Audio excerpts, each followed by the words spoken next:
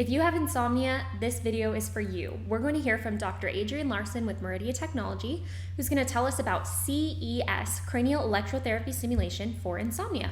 You'll learn all about how you can use a CES device to start sleeping better and actually treat your insomnia from the comfort of your own home.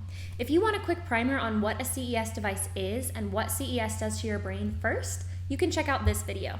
All right, let's dive in. Now, insomnia is very specific. It's difficulty falling asleep or staying asleep, and that lack of rest then can result in excessive daytime sleepiness and tiredness. Disrupted and fragmented sleep is part of the insomnia family of disorders. And disordered sleep perception, where you're sleeping, but you don't realize that you're asleep, where it feels like you were awake all night. It seems like you were awake all night. You remember looking at the clock all night long. And yet you were actually sleeping, but your brain was not shifted all the way into sleep mode. And so the perception is that you were awake all night. We've all had nights of tossing and turning and poor sleep, and that's disordered sleep perception. All of these insomnia disorders can be caused by disruptions to the circadian rhythm, insufficient levels of the correct neurotransmitters like serotonin, melatonin, and GABA. Difficulty relaxing or switching off your mind can be caused by chronic stress. This excessive thought, inability to let go, get things off your mind. And insomnia often occurs in tandem with anxiety or depression. So you get this vicious cycle where you have anxiety that contributes to insomnia, and then the insomnia causes anxiety because you're afraid you won't be able to sleep tonight, or you wake up and you're not rested and you had a terrible night. And so the anxiety and the insomnia feed one another in a vicious cycle that can be very difficult. And that's where CES can come in and be very beneficial. Sleep disorders are very prevalent as well. According to the National Institutes of Health, over 40 million Americans suffer from chronic or long-term sleep disorders, and an additional 20 million report occasional problems. Some form of sleep disruption is present, co-occurring in nearly all psychiatric disorders.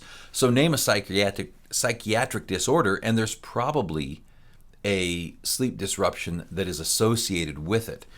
And that's not surprising because proper sleep is incredibly important for both our mental and our physical health.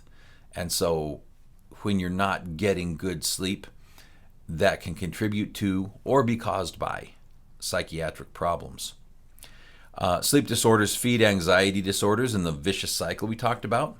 And common other involved consequences or sequelae include poor performance at school or at work, increased risk of injury, increased risk of traffic accidents, by the way, also. And you have higher risk for heart-related disorders, heart disease, heart failure, irregular heartbeats, heart attack, high blood pressure, stroke, and diabetes and obesity. All are linked to sleep disorders. So good health necessarily requires good sleep. And insomnia is not just an inconvenience, but it's a real problem that needs real help. Next, we'll look at a meta-analysis. And a meta-analysis simply means it is a study of other studies. When you take a group of studies that were studying something, like insomnia, for example, you see this first column is insomnia, and there are 18 studies of insomnia. And looking at them in the aggregate, you find out that the lowest reported results for CES effectiveness in insomnia was the red marker there, about 37% effective. The mean reporting among those 18 studies, if you average them all out, was about 62% effective. And the highest results in any one of those 18 studies was 90+% effective for insomnia. So these are large numbers of studies looked at in the aggregate, all of them showing positive effects, and all of them showing somewhat overwhelming positive effects at the high end, and even average positive effects, very, very strong results. Twice daily for 30 to 45 minutes.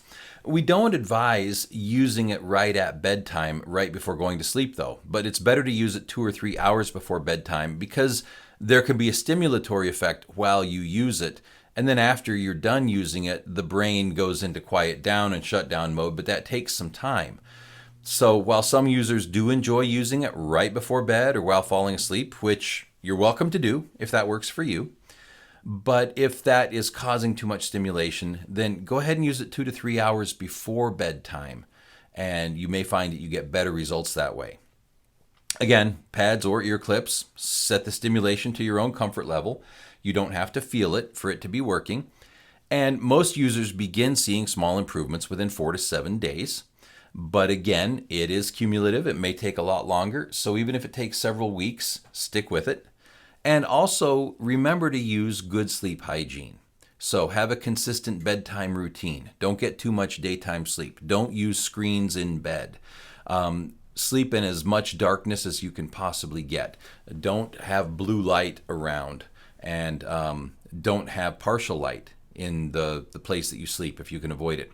And if you're not aware of all of the practices that constitute good sleep hygiene, then do a little bit of research and find out what you can do to maximize your chances of getting a good night's sleep. And remember, the results are cumulative, so the longer you stick with it, the more the results are likely to be good and to be lasting. I hope this video answered your questions about using CES to treat insomnia. If not, please ask your question in the comments. If you're interested in learning more about CES and CES for insomnia, you can check out our full-length 1-hour class here. Thanks again for watching. Make sure to like and subscribe to our channel. We're a small business and it really helps us out, and you'll get lots more tips about living a holistic life at home.